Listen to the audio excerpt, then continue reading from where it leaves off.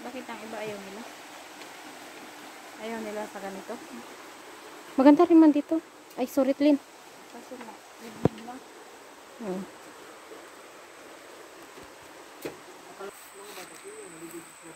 Yan. Ayan po, may model kami. Yan po.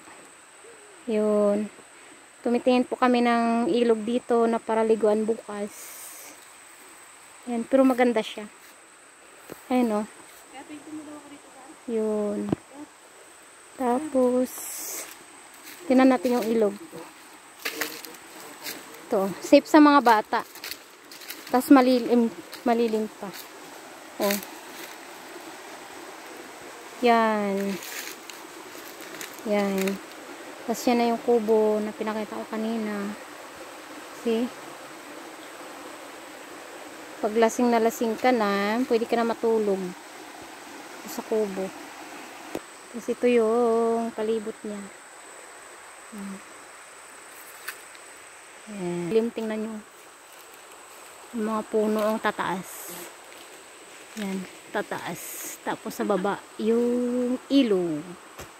Yan po.